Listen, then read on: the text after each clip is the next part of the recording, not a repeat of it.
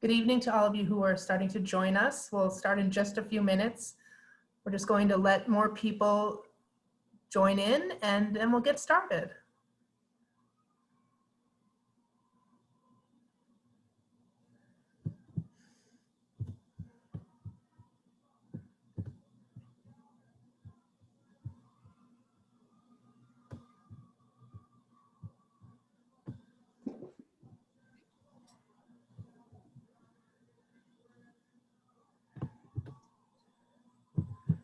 Good evening, everyone.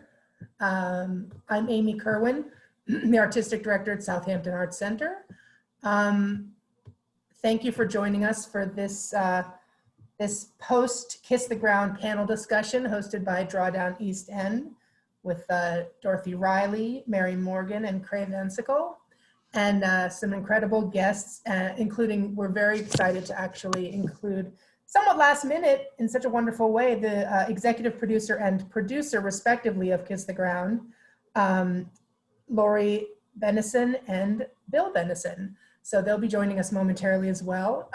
But for now, I am going to bring in our hosts for the evening. Oh, in just a moment. First, I just wanted to again, thank you for joining. And we're thrilled to be able to do this tonight with Drawdown East End. And thanks to the sponsorship of Dorothy and Michael Riley, to do these types of programs, which we will continue to do.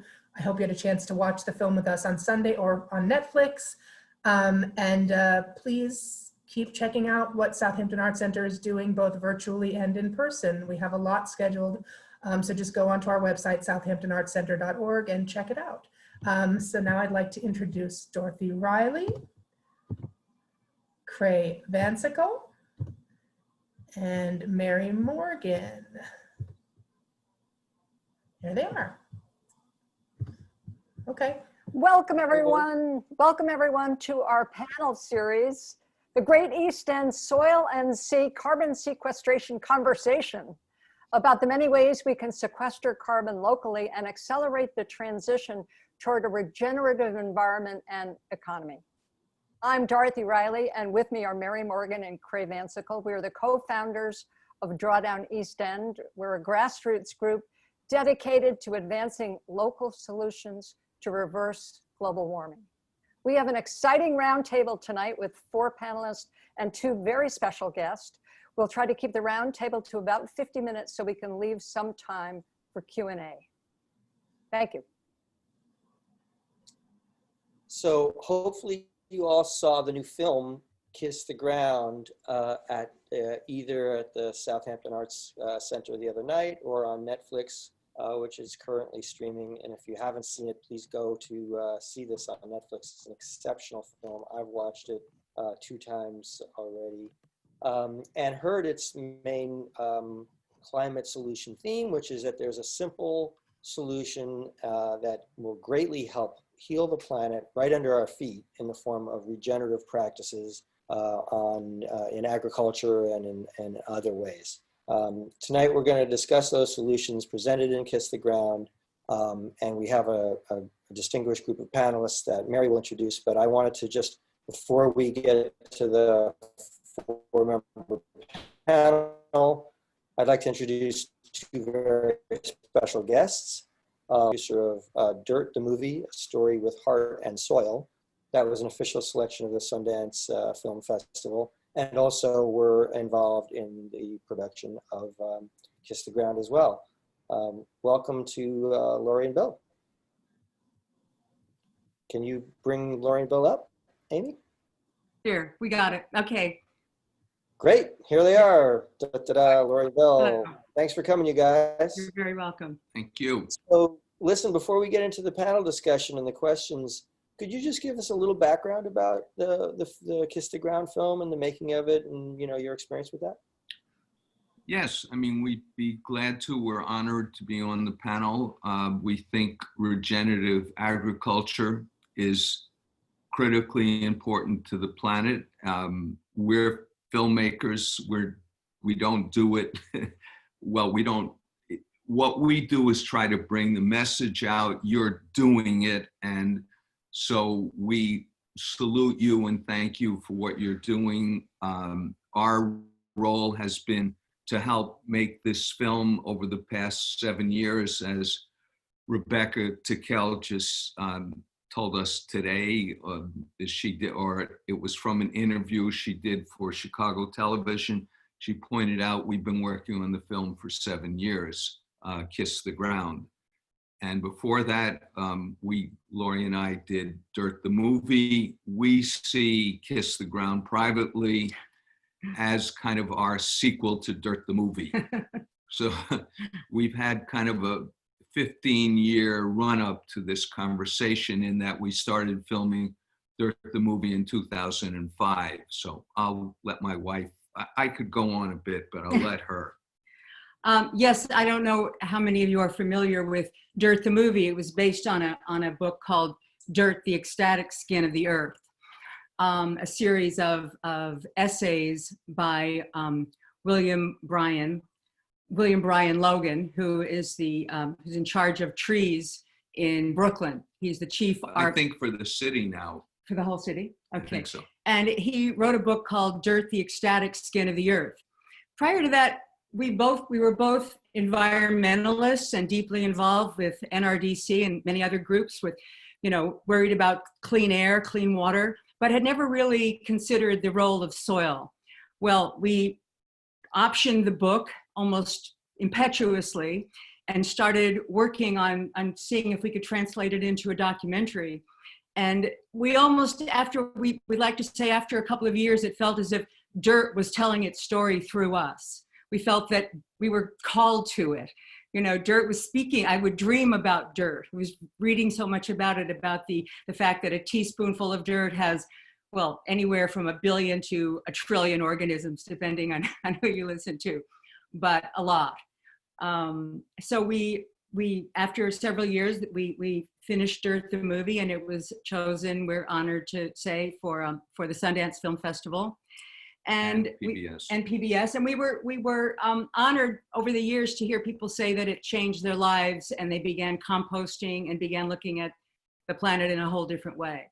So we decided we wanted to make a sequel to Dirt, maybe focus more on composting. We were going to call it From Plate to Planet, and we were thinking about that. We actually shot some footage.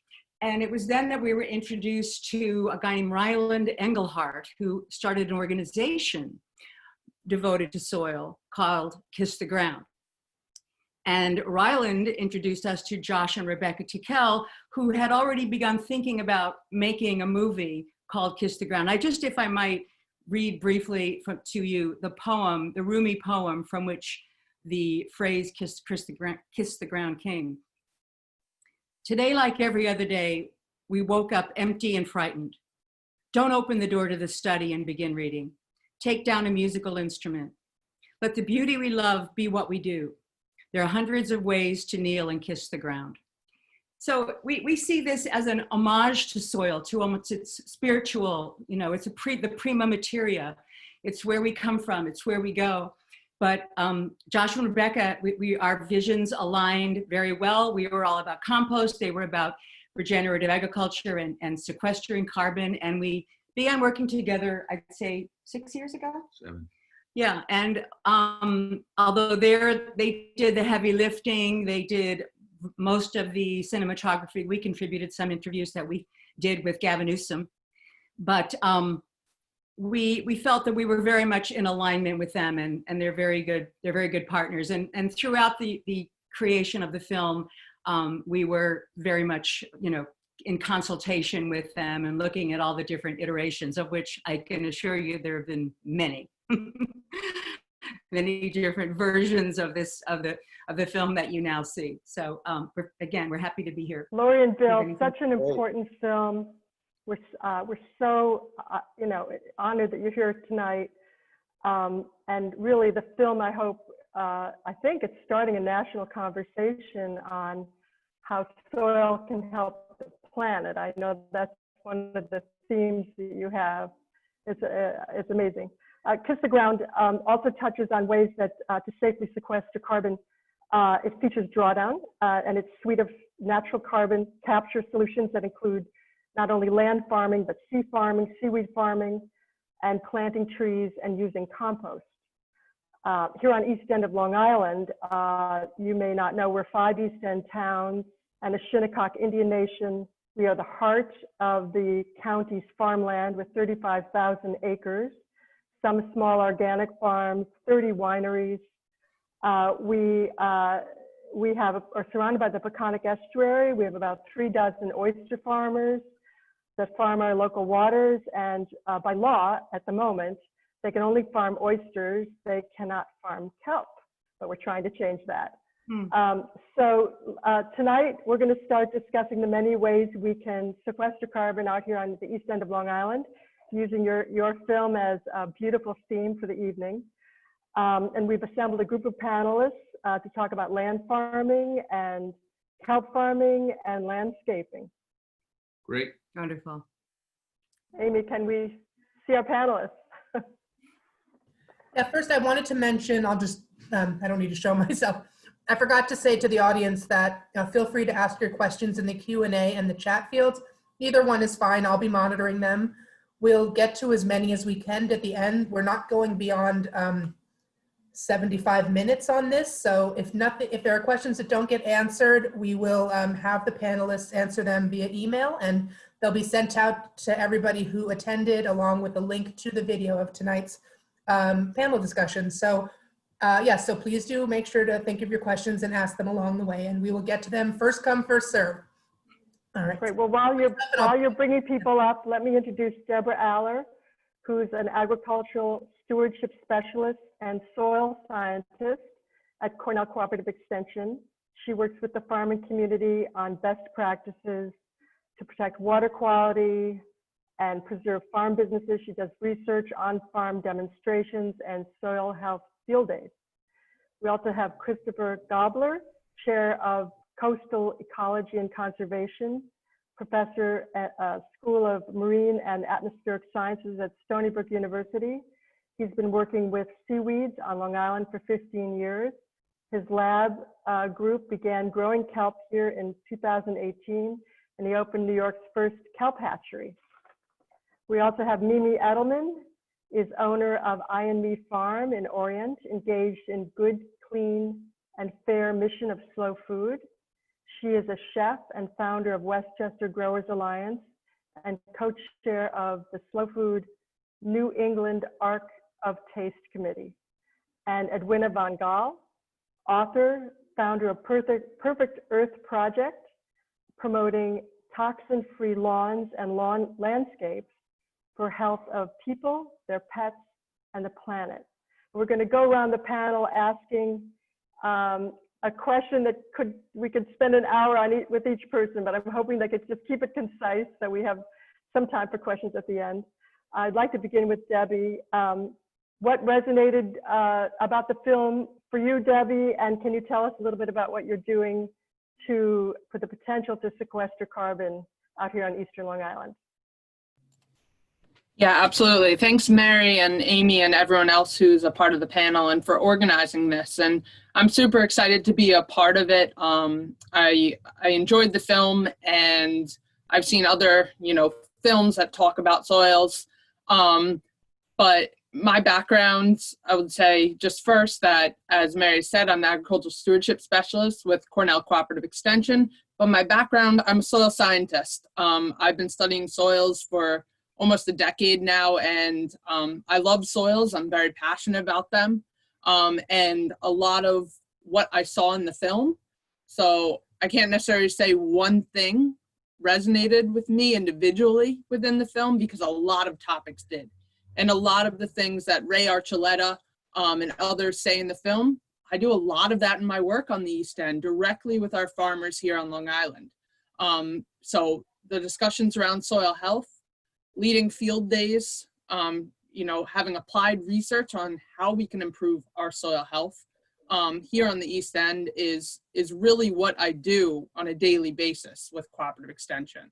And it's really targeted at protecting our groundwaters, our surface water, how we can reduce pesticides and nitrogen in particular, and other nutrients as well from entering our waterways.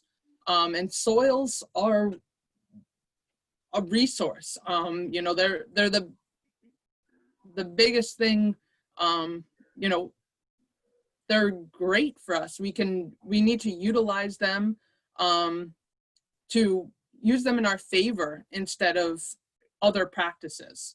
So I know we're trying to be short here, but I did want to say specifically around some of the work that I do, work directly with farmers on things like cover crops, different cover crops, which are great for adding organic matter to the soil, which is a direct carbon input. For 10 years, I've been doing research on biochar, which is something that's mentioned in the film as one of the largest ways really to sequester carbon. And biochar technology is not just a carbon neutral technology, but it's actually a carbon negative technology. And I have a project, a 3-year project working directly with our nursery industry on the East End to apply biochar in landscapes, in gardens, and to our nursery crop production.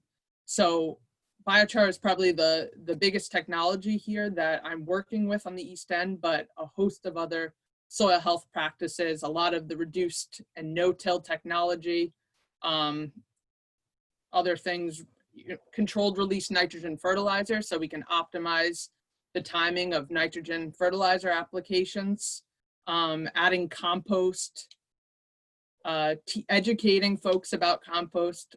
I can go on, and I could speak for days and days about soil. So I will let our next panelist go.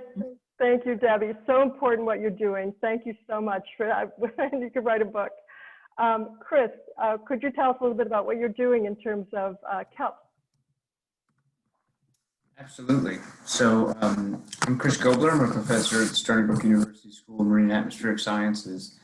And my lab's been growing seaweeds for about a decade now, and recently begun to grow kelp. And of course, the kelp in and of itself and the seaweeds are sequestering carbon as they grow, and we're sequestering a tremendous amount. So we're at the point now where last year we were able to grow 10 pounds of kelp in just 1 foot of line, and we're putting out hundreds and hundreds of feet of line. So you can see that, and that growth all occurs pretty much between February and June. So in a very short period of time, we're literally pulling thousands and thousands of pounds of seaweeds out of our local waters, places like the South Shore, the Peconic Estuary. And exciting news also, we're not just using it to grow it, in that we're actually using it in connection with the film to actually turn it into fertilizer. So we've actually been collaborating with some farms, most recently Macari Vineyards in the North Fork, but also doing some research and demonstrating we can create both liquid and dried fertilizer products that, you know, chemically look no different than Miracle-Gro, and play an important role in stimulating the growth of flowers and fruits and vegetables, and supplementing and increasing the quality of soil. So, you know, we call this actually regenerative aquaculture. A lot of aquaculture, like fish farms, for example, just like the destructive farming practices on land, aquaculture in the sea, they'll take, you know, be adding fish meal to make more fish. But by growing kelp and actually coupling that with things like mussels, oysters, and clams and things like that, those, both the shellfish and the kelp, are actually extracting carbon dioxide and extracting nutrients out of the water, making the ecosystem cleaner as they grow. And excitingly, this is a farming practice. We call this, you know, this is aquaculture. So it's sea farming. So in addition to actually a farming practice, it's not destroying the environment, but it's actually cleansing the environment. It's actually making it better than it was when it started. So great parallels to what is shown in the film Kiss the Earth. And again, by taking that biomass and then converting it into fertilizer, we're actually then helping land farming practices. You know, I always think about Long Island, think about all of the, you know, probably hundreds of 18-wheelers of fertilizers being imported onto Long Island every year. We can actually stop that. We can break that cycle and start a regenerative cyclical matter with fertilizing by taking those nutrients out of the water and then putting them back on the land. So anyway, that's some of the things that we're up to, and love the film, love the idea of regenerative farming because it's hand in hand with what we do with regards. We consider what we're doing regenerative farming, but in the water. Yeah, absolutely. Thank you, Chris.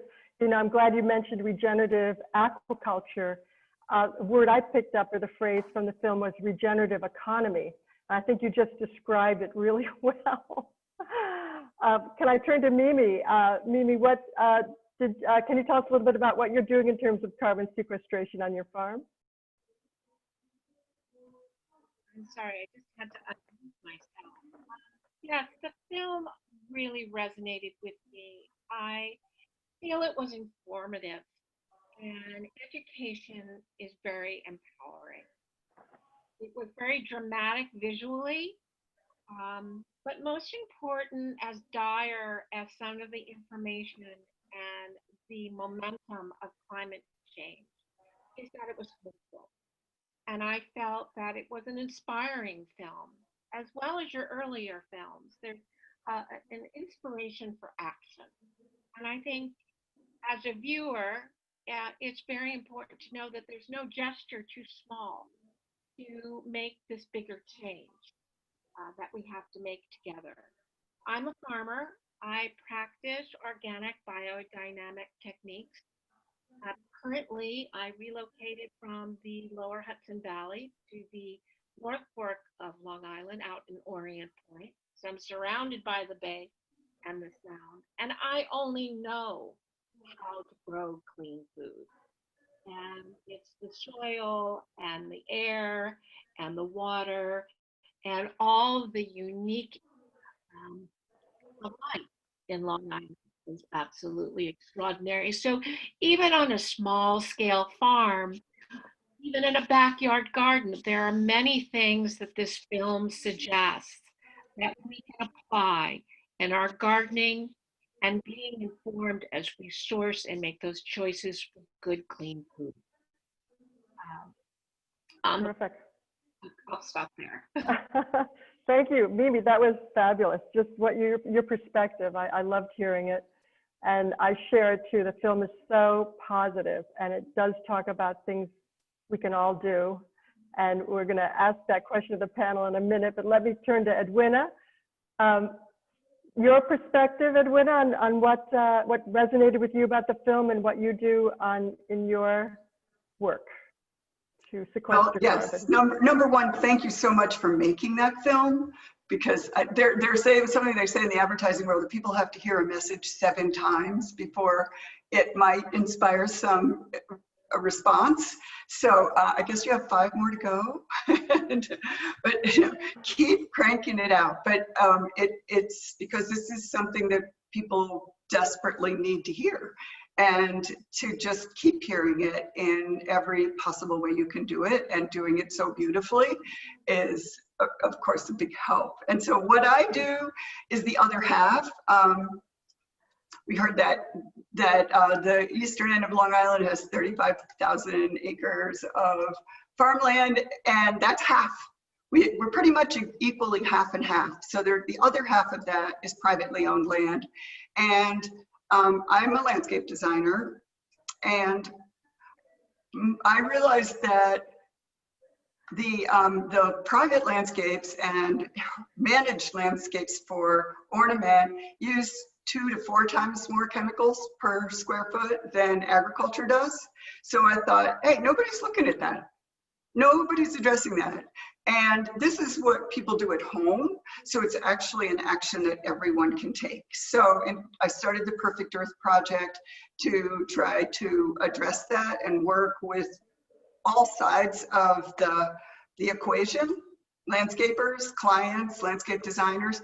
And that to me is interesting. And that to me, I'd love to talk to all of you about the barriers to success. You know, why doesn't everybody just do this? It's so great. It's so obvious. It's so elegant and beautiful. Why isn't everybody just doing it?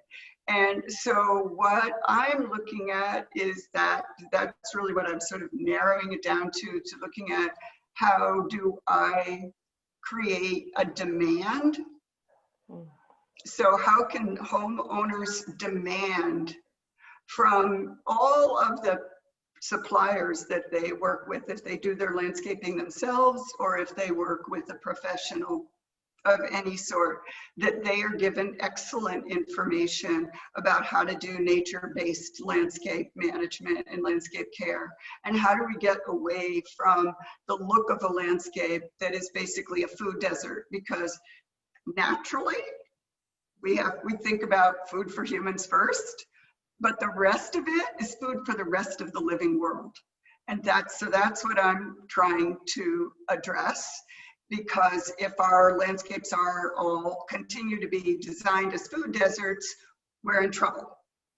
And so, because if our biodiversity crashes, doesn't matter, you know, how much food we produce, we're going to go down with it. And so I've started a secondary initiative from Perfect Earth called 2/3 for the Birds, in which I'm asking the landscape design and environmental professional community to step forward and make a commitment that every landscape that they design or they're involved with going forward has 2 native plants for every 3. It's based on Doug Tallamy's research, which says that birds need 70% native plants in their range to maintain a healthy population. As you know, our bird populations have plummeted, and they cannot have pesticides because, of course, that means nothing to eat. The bird decline is based on loss of habitat, use of pesticides. So that's all we're asking people to do. That's the entry. That's the, you know, the gateway drug. And once, if we can all get our clients engaged on that level in what's happening in their landscapes, in the amazingness in their backyards, that leaks out. So then they'll demand regenerative agriculture, we hope, because they'll start to understand what that means. And in their own yards, they will be meeting a lot of the drawdown goals of carbon sequestration and engagement with biodiversity. And that's it. Beautifully said, beautifully said. You've really covered all the regenerative pieces and brought the individual in. I like that. Can I turn it over to Craig? You had one more question, Craig, for the panel?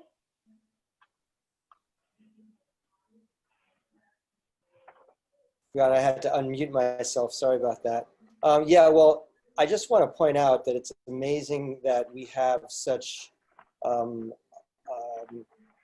knowledgeable and leaders in the respective studies that you guys are doing in this community. We're so lucky. And a lot of people want to know, and Drawdown, like Mimi, you pointed out, we're sort of, you know, it was a positive message that Kiss the Ground had. We're very much interested in trying to be solution focused in our outreach and in our exposure to information.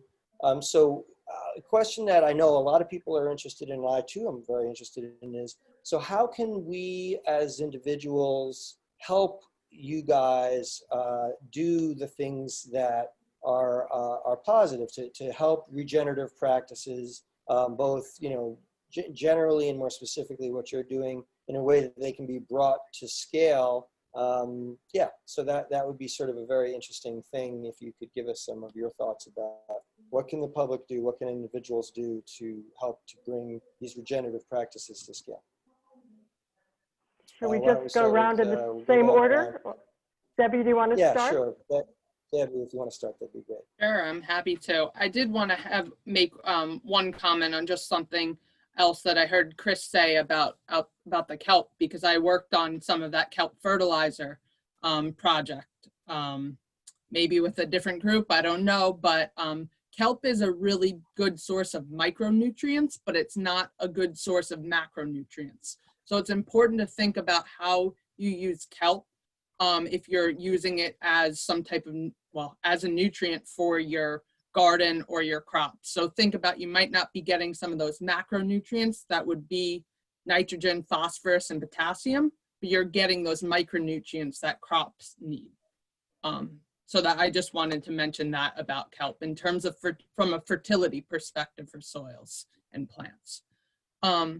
One of the things, I noted a couple things down with regard to things people can do, and one of the things is really buying local, buying seasonal products, and I'm sure everyone that's on this this webinar meeting right now is aware of that.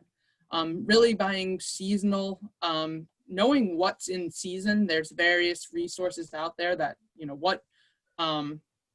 what's being grown right now. I know a lot of people at the beginning when this pandemic started, they wanted to U-pick back in March. Well, on Long Island, there's nothing to U-pick. And, a lot of people aren't aware of that. So that really goes back to the education side of things, talking to friends and family and the next generation about, about soils and agriculture and food, where things come from. And for farmers, I'm always talking with them about compost and biochar, mulching, soil amendments and things. And folks can do that at the home scale and the home landscape in gardens, talking about scale, at small scale to large scale. It's all great and it's all beneficial. So I think anything like that is wonderful to do that. And I know at least Cooperative Extension, we have tons of resources available through our community horticulture program for the homeowners, as well as for any farmers on the call. We have resources there as well on these. And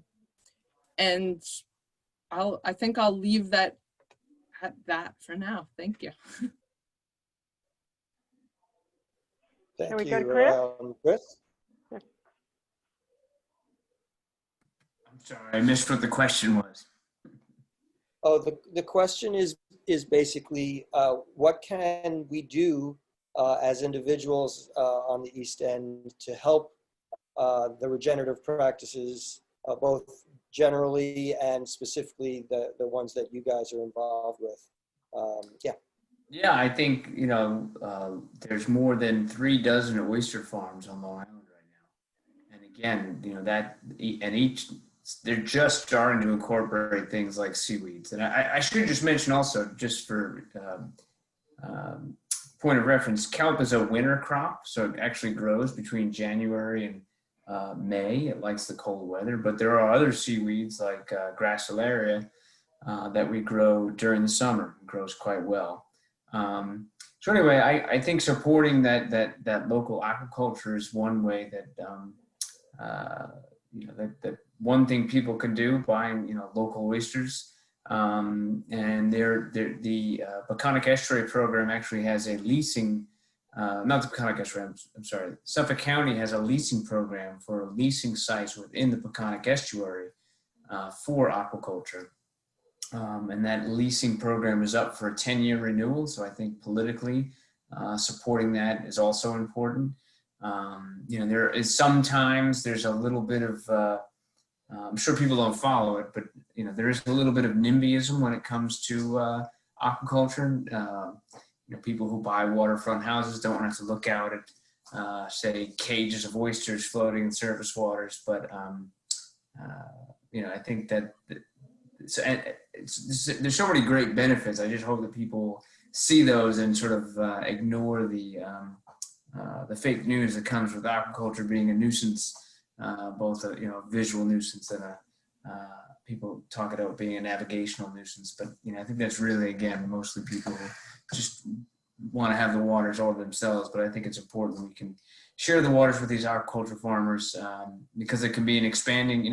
There's potential for expansion, which has both economic and clear environmental benefits as well. Yeah, definitely. Great. Mimi?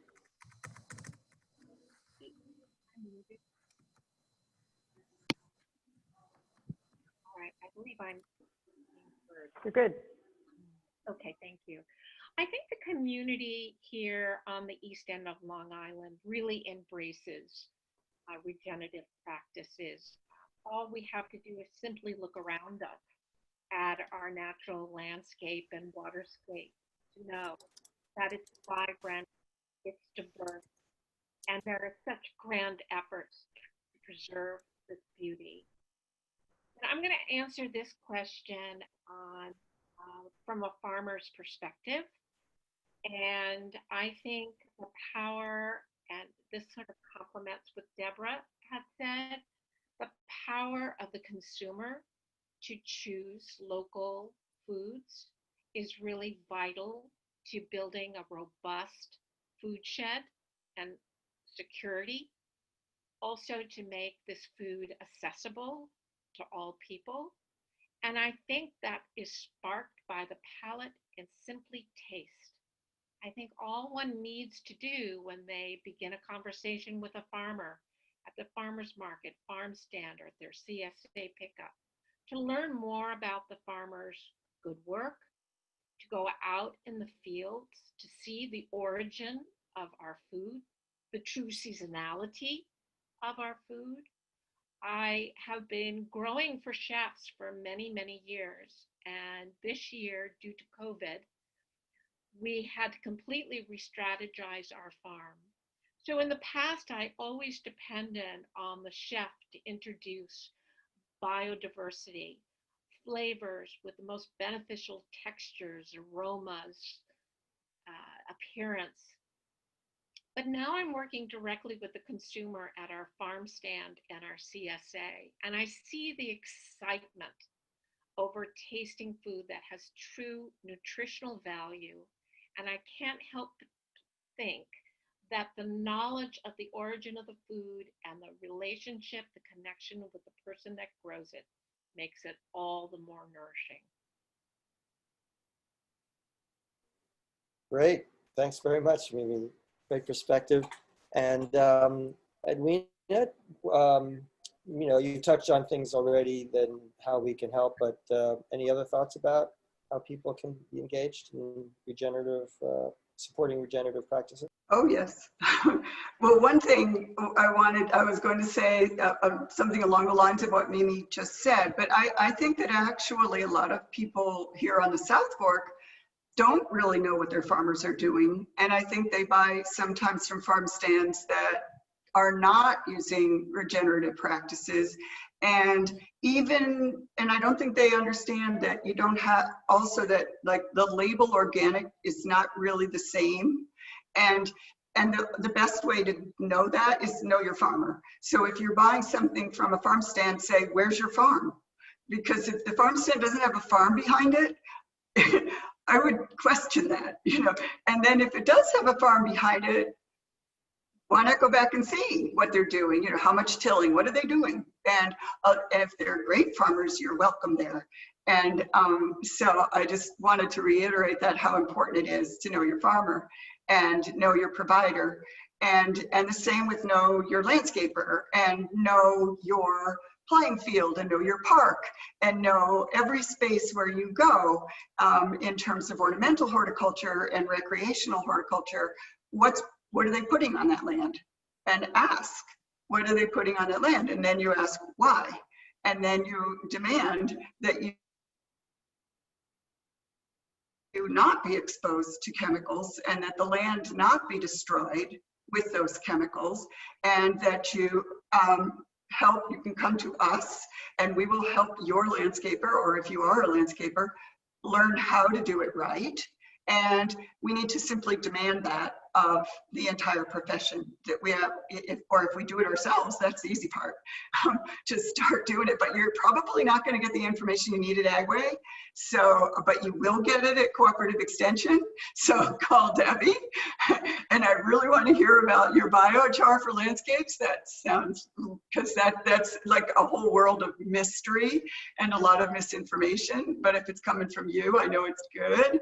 So yeah, it's really about like get up to speed and get to know what's going on your soil. Yeah, I think you touched on something important, Edwina, the power of the purse. We all have a lot of power there. Do we have time for just to go quick go around with Cray and Dar and me to say what one thing we would do that we've been inspired by tonight that we're going to change a habit about? Me? So sure, Craig. Go ahead. That what we're just saying, as if anybody, those who know me know that I've been a tremendous champion of that, using our choices in what we purchase, the power of the purse, and in our behavior is where the change happens. So if you want to see the world that you want to, the results that you want to see in the world, the way that's expressed is in the choices that you make. And so like knowing your farmer was something I was absolutely going to say, using, if I choose to buy local, organic, and then I have a conversation with the people who are growing the actual food, so I know that, and I can talk. I guess that's the other thing, the behavior side is to share your thoughts and your questions and your requests and your demands with the people that are in your community, and don't be shy to talk about this topic and to talk about things that express your values and what you want to do. So that's my takeaway, and I really appreciate the perspective from the panelists is to talk about this and also learn what learn about what's going on in the community. Absolutely. Thanks, Craig. And Dar, your takeaway.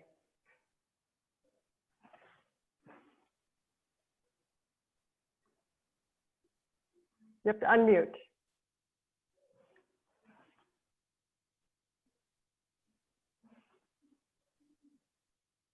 Before I give my takeaways, I'm dying to bring back our two guests, Lori and Bill Benison, and check in with you. What have you heard tonight, and what thoughts do you have about this discussion that we're having? Could you share those with us? Yes. Sure. Well, it's really exciting to hear about the work, the love, and the commitment that you all are doing. We're actually relatively nearby to you, air mile wise, if you wish. We're on Nantucket right now.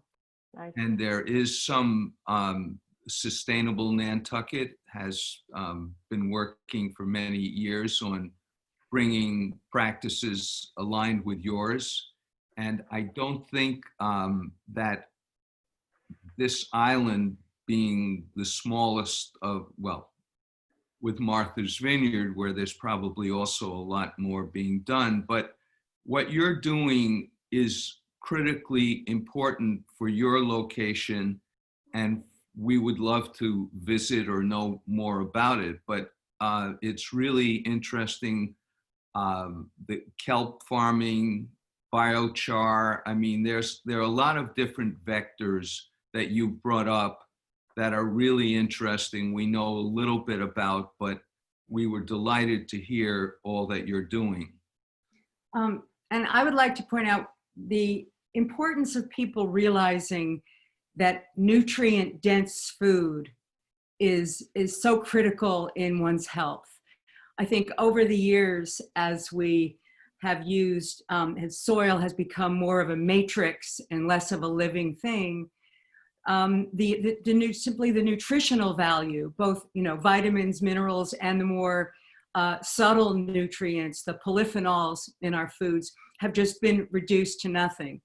And so I think, we have to rely on the consumer. That's why we make films, to make people aware of the fact that the food they're getting it may be cheap, but it's also cheap in the nutrients that it provides. So if people can be, as you said, demand nicely of their farm stand or of their farmer or of their grocer, I want organic food. I want food that is produced regeneratively. I think it's, coming from the consumer is very important. But I also have to say that policy-wise, government policy is extremely important.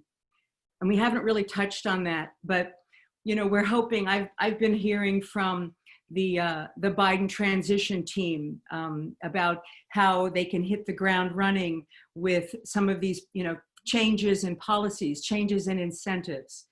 Right now, we incent agribusiness to use vast amounts of, glyphosate and nitrate and Roundup is glyphosate, and pesticides, and we need to incentivize farmers to do the other thing, and by not, as we pointed out in the film, by not having, I'm sorry, go on. With Gabe Brown. Yes, with Gabe, the farmer Gabe Brown, not paying people to grow, whether they, to grow corn and soy using whatever methods they use. So we think it has to come from both ends, from the consumer demanding better, more nutritious food, and from government policy recognizing that this is something that can be done, and it helps on so many levels. The more we know about it, the more we can lobby. We can be lobbyists too. So to lobby our government, to say, why are we doing it that way when it's leading to when it's causing more climate change, when we could be doing it this way? It makes no sense. It's a kind of crazy, crazy bad fairy tale, it's kind of nightmare scenario. But that's what we're hoping is going to happen, that we can help change it at this point, at this very critical turning point. You are changing it. And Bill, we want to get you down here. It'd be so much fun to give you a tour and have you meet the people on our panel doing what they're doing. Great. And I'm so glad that you're mentioning policy, Lori, because for policy to happen, we all have to hear it, know it, and talk about it. And we're saying we obviously have to buy, we have to know what our farmers are selling, but we have to tell all of our friends, we have to write letters to the editor and say, do you know that every time you're not eating regenerative food, we're actually poisoning our soil and and adding to global warming? So making that connection is the important thing. Having people understand that there's a connection between what they do. As we pointed out in the film, there is a regenerative diet. Yeah. And it involves, also choosing, if you eat meat, which we don't think is a bad thing, making sure that it's grazed, that it's been grazed, that it's not, that hasn't been CAFO raised, and all of that. These are all things that we have to, expand our awareness about. Yeah. Yeah. And I eat seaweed every day. Well, I just want to add that,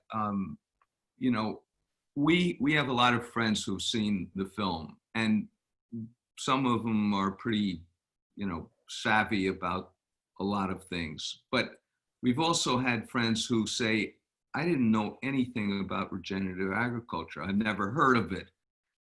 Wow, this is encouraging. It's optimistic. I mean, I had no idea we could do anything other than cut down on emissions to try to deal with the carbon overload. So I think it's been surprising to us how many people just simply have never heard of this, or if they heard of it, they didn't have any real idea what it was about. So I think we feel very fortunate to have the film open the eyes and minds of a lot of people in ways that they never knew about. You are definitely doing that, and I am so appreciative. We all here, everyone on this call, I'm sure, is very appreciative. And we're also going to have some other showings and so other opportunities to get it out there to more people. Great. Yeah. That's perfect. And speaking of reducing emissions, I think one of the things that's really important to me that doesn't come out in the film, and it shouldn't because it's not about regenerative agriculture, but we have to eat every bit of food that we buy. Food waste. Every bit of food. Yeah. So Mary, we're waiting to hear your takeaways. So thank you for your takeaway. And yeah, film's very inspiring. I love the regenerative economy. I think if we can get people starting to think about, it's an economy that's regenerative too. It helps all levels of the economy. My takeaway is make a habit. I'm making it a habit. Stop at the farm stand first. That's where I start making my shopping list, at the farm stand. And then I'm very intrigued by the idea of our oyster farmers being able to grow kelp. And I'm doing a little research on how to help make that happen, policy-wise, Dar. And so far, it's the county and the state legislators that need to be written to, saying, we really want you to change the laws so our oyster farmers who are growing oysters in Peconic Estuary can now grow kelp. So that's as far as I've gotten in my research. I'll keep you all posted, but I'm writing my letter. Mary, if you could send us a sample letter, I'm sure many of us would also follow suit. And Happy to. maybe Chris Gobler has some suggestions specifically what might be in that letter for the seaweed part of it. We can confer. Okay, great. Should we be asking Amy about questions from our audience? Yeah. Time for questions? Yeah. Okay. First up, Diane Shapiro asks of everyone, I'm in my 30s. What is the easiest way to get involved? Who would like to take that? Let's talk about Drawdown as a be way? involved with what? To be involved with like Drawdown or just I- general environmental? I think just in anything that she can do to be better. We do have a website. I don't know if we have the drawdowneastend.org is our website. You could just get on our email list, and we do occasional programs like this, and we always send out an invitation to join us. I think that's a good answer. Well, I'd like to add that I think that someone in their 30s, she said she is, social media is really important, and to send out, links, obviously to the film or to the work that you're doing is very important, and it is the way that communities are being built, and they're reinforcing the message when a lot of people send out tweets and TikTok videos. We could do a TikTok video on regenerative farming. That would be good. Great idea. social media in short. Yeah. And The Chinese will also- steal that, yeah. If someone is particularly interested in reducing their carbon footprint overall, we've got a really amazing program that's going to start on November 10th, and Amy will show a slide on that toward the end. Great. So keep your eyes open for that. Next question. I think, Oh, sorry. Yep. I think for someone just at the home, there are lots of things you can do on a small scale as well, like starting your own little compost pile or something. They sell small like buckets. You can do like in your kitchen composting, and that kind of starts to close the loop of the food waste and putting nutrients and carbon back into the soil. And also things like thinking about, like Adwina says, about landscaping. What do you do? For someone like myself, I know the importance of leaves and the organic matter falling in the fall.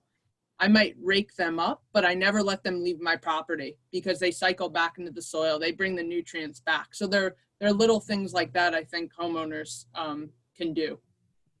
Right. And grass clippings as well. The grass clippings provide I know that the leaves provide the carbon and the grass clippings provide the nutrients. Yeah. Fresh grass clippings normally provide a lot of nitrogen. Over time, they provide more carbon, but the fresh green clippings will provide some nitrogen back to the. And I would just like to the person that asked the question, there's an organization called makesoil.com that will help you organize soil making communities, compost making communities in your neighborhood. There are maps of people that are actually making compost, and it can actually be an organizing principle for a group of people. The notion of getting together and making compost. There can be one person that is the compost maker, and everyone can bring their scraps to his or her home. But it is a way of, you're doing something together that's positive for the environment. So it's called makesoil.com. I recommend it. Or maybe it's makesoil.org. I'm not sure, but it's makesoil. And also, in addition to the cooperative extension, the Peconic Land Trust has classes on a regular basis at their Bridge Gardens facility. It's all taught organically. They teach vegetable gardening as well as landscaping, and Perfect Earth has a lawn expert there every Tuesday afternoon, except not lately due to the current situation, but hopefully he'll be back soon. But you can always write us and he'll answer your questions. And that's, it's aimed at professionals, but obviously we help everyone who asks. Edwina, this is a perfect time for me to ask you a couple of things. One is, could you talk a little bit about compost tea and the impact of compost tea on soil? And also, I'd like to let everyone know how awesome Edwina's property is, Perfect Earth Project.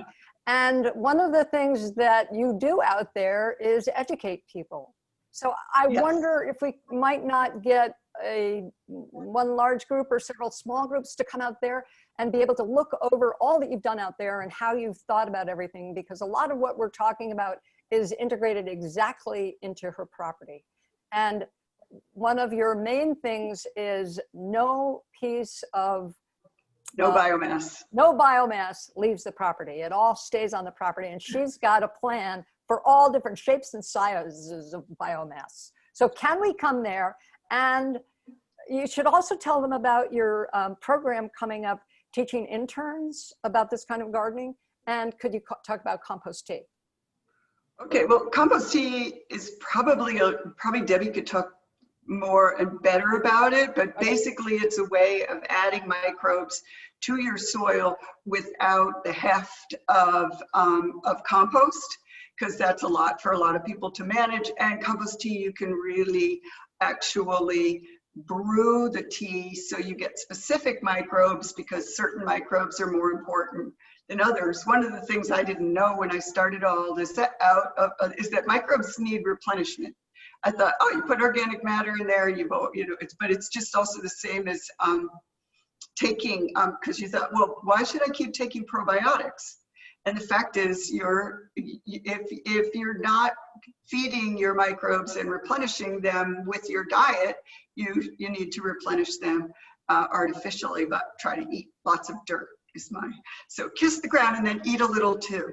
As long as you know it's good, clean soil, that's how I stay healthy. I'm sure, like it's always going in.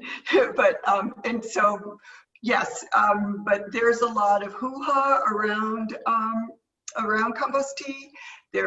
I would say if you buy it in a plastic container of any sort, nah. Not the real thing.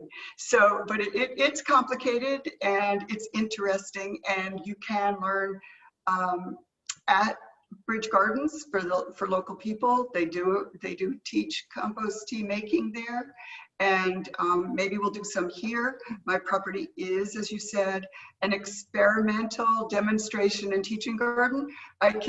We're accepting like small groups, so we can stay far apart. I even have an oyster farm.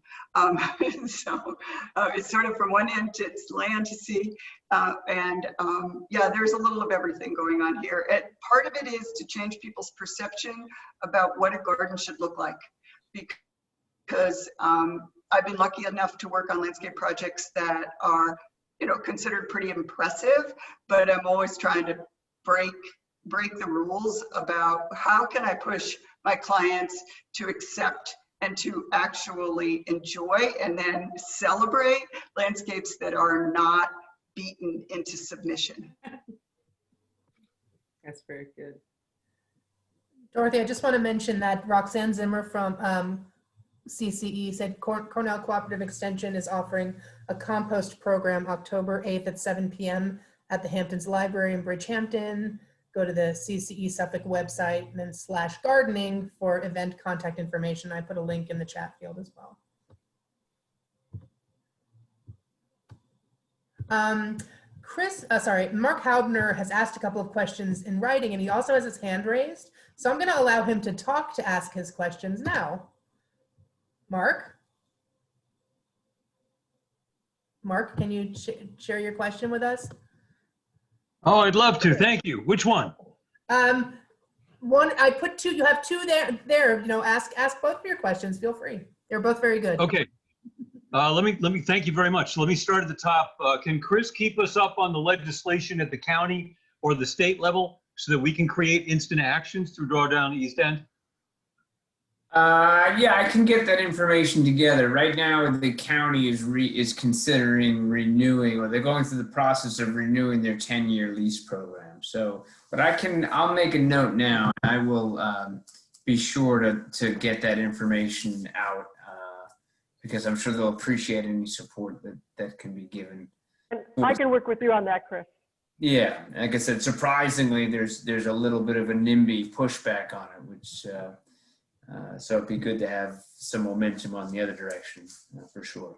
Yeah, so the grassroots and education and information and awareness, I think, is going to go a long way. Maybe another part of that, what will it take to get kelp into the realm of food for humans in the county?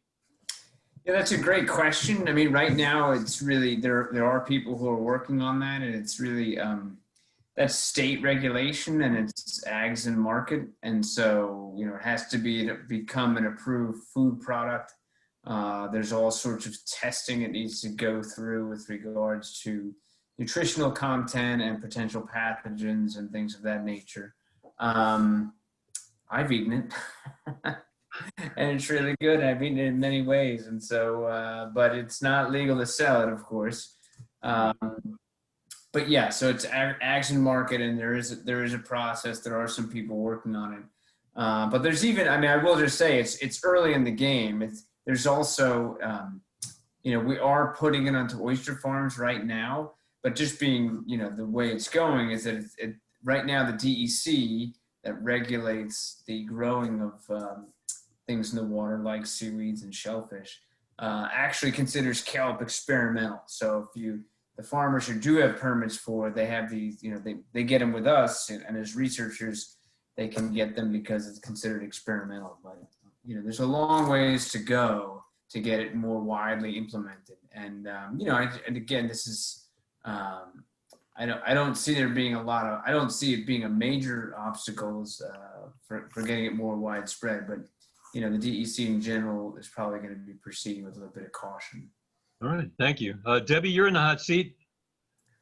What are the numbers of farms in the Peconic Bay region which are already using regenerative practices? And how many more do we have to move to these practices?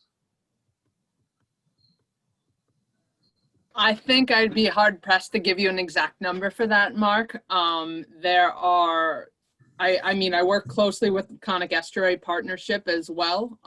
And they're always, we're working to give them the most accurate information on this. There are a lot that do regenerative agricultural practices. There are a lot that are organic growers as well. But there are, you know, probably just as many that we're still working with, you know, we're always working with farmers, but we're educating more about what is soil health. What are practices you can do to improve your soil health and be more regenerative and build soil. It takes a very long time to build soil. To build an inch of soil, it takes about 100 years. So it's very, we're always working towards it. And by no means are all the farmers, you know, practicing regenerative agriculture at the moment. But we do our best through research and education to work with these farmers and, you know, show them that the economics are there and they can save money around using regenerative practices. So can't give you a specific number, but a lot are doing it, and, you know, there's still work that needs to be done. Great, thanks so much. We'd love to help. I know, yeah, we would. And I know, Debbie, you did work with the American Farmland Trust and 5 farmers about soil health and regenerative practices, and you did a nice video about it, which I watched, and the farmers were very pleased. Yeah, if you YouTube, it's Long Island Soil Health Champions. It's a little over a 3-minute long video project with American Farmland Trust, working with 5 vegetable farmers who are actively learning or practicing soil health on their farm. And these farms ranged from small scale, just, you know, maybe 5 acres, to some of the, you know, 50-acre or more farms in the Peconic, some of them, and just on the East End in general. So I recommend you check that out. It's available on YouTube. I don't know if Amy can put up the link now, or I can grab it and put it on the chat box, but. I'll get it. I'm jumping around the questions a bit, trying not to be repetitive, but John and Catherine Battle have asked, to anyone, what specifically can we do in a small vegetable garden? Who do we talk to for more information? I can definitely answer that one. You'll want to speak with Roxanne Zimmer, I would say, at the one Amy already mentioned, who's with CCE Community Horticulture.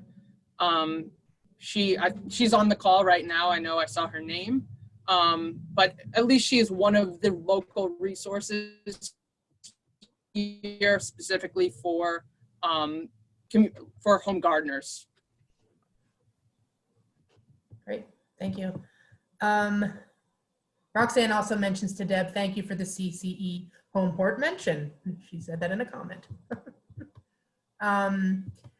Chris, I know a lot of people asked about whether they could buy your kelp as fertilizer or for home use. I'm not sure if you answered that. I know. Yeah, I mean, it can't really be, I could give it away, I suppose. I certainly can't sell it.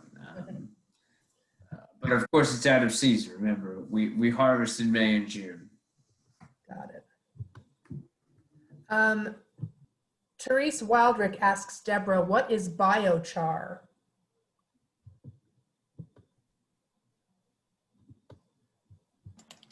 Sorry, I did not define it. I wasn't sure if folks knew about it or not. But biochar, simply put, is organic matter that has been basically burned under no to low oxygen conditions. So some people call biochar black carbon, black gold. There are various names for it, but basically you can think of it, a lot of people think of it as charcoal, but so it looks very much like charcoal, but it's for different purposes than charcoal. It's specifically meant to be used as a soil amendment. So the important thing behind biochar is if you add, for example, compost to the soil, it decomposes every year. You apply compost annually to add carbon, add organic matter to the soil. With biochar, you can apply it, but the rate at which it degrades is on the order of hundreds to thousands of years. So you apply biochar, and then you don't necessarily need to apply it year after year. So normally I recommend you applying biochar, and then you might apply it again in 3 or 4 years. So typically biochar is a bit more expensive than other things like compost, but you don't have to apply it as frequently. So it's really that long-term sustainable soil amendment for farms or gardens and the landscape. If you want to learn a lot more about biochar, I'm organizing a 4-part biochar webinar series in November. That's going to talk about the science behind biochar as well as nursery and landscape applications of biochar. And I'll be happy to share that information with you guys at Drawdown, as well as Amy and others to attend. It's free, and we have a lot of great speakers for that. Thank you. I think we have one more question, it looks like, what didn't get answered. Although Janet Vansicle asked, did suggest that maybe Drawdown East End can organize tours of farmers and landscapes that employ regenerative practices. A suggestion from Janet. Larissa Potapchuk, sorry, Larissa, has asked what is probably to Chris regarding sea critter shells like clam, oyster, lobster, mussel, fish, remnants, etc. Is there an initiative to make best use of this mass from these critters? I bring the oyster shells back to the area where I know they were harvested. Is there a way to locate and responsibly deposit sea remnants, maybe at SOMA's research activity sites? Long question. Actually, I also run something known as the Shinnecock Bay Restoration Program. And so And part of that program, we actually do have a shell recycling. There's a shell recycling program built into that program. So we collect shell from all sorts of bivalves, be it oysters or surf clams or scallops. And then we actually use it to spawn oyster larvae and oyster spat onto that shell. And you know, we have the first permitted oyster reefs in New York State. In Shinnecock Bay, and they were built with that recycled shell. And if we've also, actually, I should say, are also piloting research that so far demonstrated that when you enrich sediments in a marine environment with shell, you can raise the pH and thereby combat ocean acidification or sediment acidification. So yes, and yeah.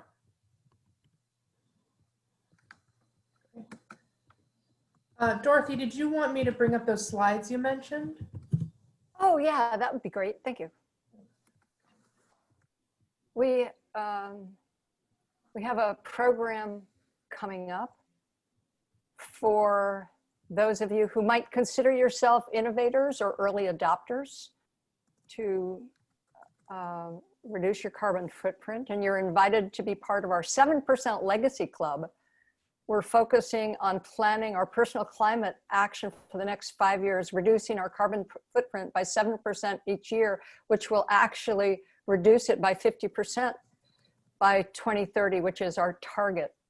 And so beginning on November 10th, we're gonna start pods working on those things. We'd love to have you join us. You can see the addresses down below, drawdowneastend.com or drawdowneastend@gmail.com.